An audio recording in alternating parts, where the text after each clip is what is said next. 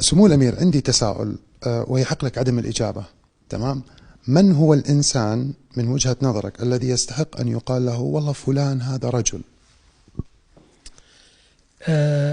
القرآن بين أن هناك فرق بين قولنا هذا ذكر وهذا رجل.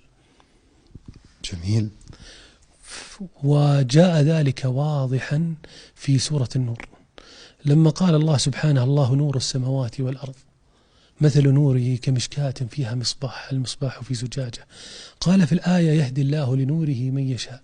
ثم إذا تساءل الإنسان: أين هذا النور يا رب؟ قال الله بعدها مباشرة: في بيوت أذن الله أن ترفع ويذكر فيها اسمه يسبح له فيها بالغدو والآصال رجال. نعرف أنهم رجال لأنهم الله وصفهم من فوق 7 سماوات أنهم رجال. طيب ما هي صفتهم؟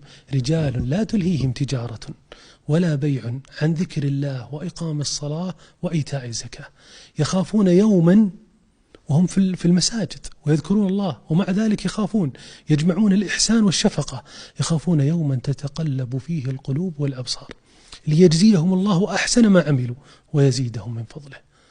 هؤلاء الرجال وصفهم الله سبحانه في القرآن. والله يا سمو الأمير، يا رب أقدر أو أكون وصلت إلى جزء من هذا الوصف.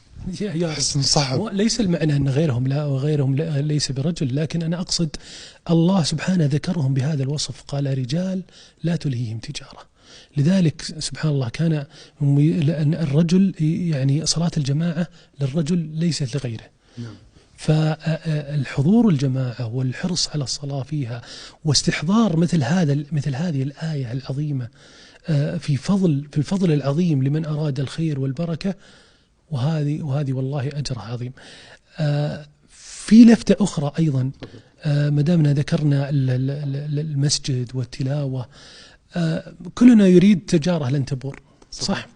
التجارات في الدنيا تبور وقد تخسر وقد تنجح، لكن إذا وصف الله سبحانه تجارة أنها لن تبور فهي والله لن تهلك ولن تبيد.